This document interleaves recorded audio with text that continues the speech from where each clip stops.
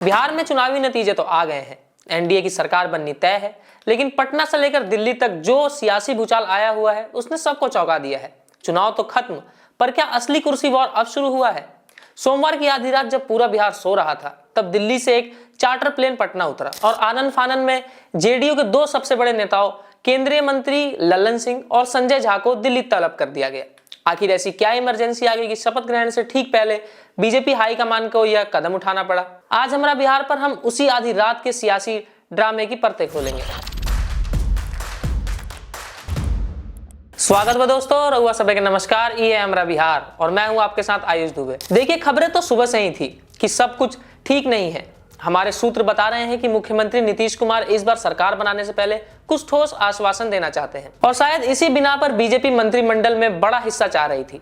लेकिन यही पर नीतीश कुमार ने अपना मास्टर स्ट्रोक चल दिया। जैसे ही उन्हें बीजेपी की उम्मीदों का पता चला, उन्होंने साफ इनकार कर दिया और यही से दिल्ली में हड़कंप मच गया। नीतीश कुमार अड़ गए और उन्होंने बीजेपी के सामने बराबरी की लड़ाई छेड़ दी है। तो सवाल यह उठता है कि नीतीश कुमार आखिर चाहते क्या हैं? हमारे सूत्रों के मुताबिक उन्होंने 3 प्रमुख शर्तें रखी हैं। पहली शर्त, बराबरी का फॉर्मूला। नीतीश कुमार ने साफ कहा है कि उप मुख्यमंत्री 2 होंगे, एक जेडीयू और एक बीजेपी से। पदों का बंटवारा बराबर होगा। दूसरी शर्त, स्पीकर और सभापति। विधानसभा का स्पीकर पद जेडीयू के पास रहेगा और विधान परिषद का सभापति पद बीजेपी को मिलेगा।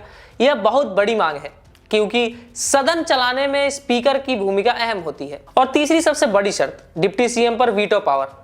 नीतीश कुमार ने कहा कि बीजेपी अपनी तरफ से जिसे भी उप मुख्यमंत्री बनाएगी, उनके नाम पर पहले उनकी सहमति लेनी होगी। यानी बीजेपी अपनी मर्जी से किसी को भी डिप्टी सीएम नहीं बना सकती, उस पर नीतीश कुमार की मुहर लगनी जरूरी है। अब आप सोच रहे होंगे कि कम सीटें होने के बावजूद नीतीश कुमार को इतनी बड़ी शर्तें कैसे रख पा रहे हैं। यहीं पर नीतीश कुमार की सियासत का जादू है।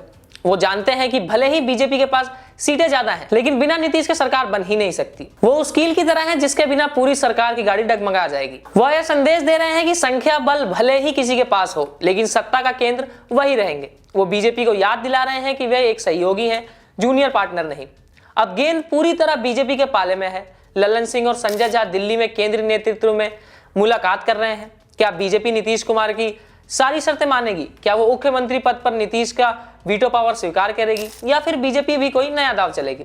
अगले 24 से 48 घंटे में बिहार की राजनीति के लिए बेहद अहम होने वाले हैं। इसी बैठक में तय होगा कि बिहार में नई सरकार का चेहरा कैसा होगा और सत्ता का संतुलन किसके पक्ष में झुकेगा। तो यह है पटना से दिल्ली तक की मची सियासी खींचतान की पूरी कहानी। शपथ ग्रहण से पहले यह शर्तबाजी दिखाती है कि बिहार की राजनीति कितनी दिलचस्प और अप्रत्याशित है। हमारा बिहार की इस बड़ी खबर पर नजर बनी हुई है। जैसे ही कोई अपडेट आएगा हम आपको सबसे पहले बताएंगे, लेकिन हम आपकी राय जानना चाहते हैं। आपको क्या लगता है, क्या नीतीश कुमार अपनी शर्तें मनवाने के लिए कामयाब होंगे या बीजेपी पर इस बार कोई बड़ा उलटफेर करेगी? अपनी राय नीचे कमेंट में जरूर बताएं। हमारा बिहार से जुड़े रहने के लिए धन्यवाद। चैनल को सब्सक्राइब करना ना भूलें। जय हिंद, जय बिहार। धन्यवाद।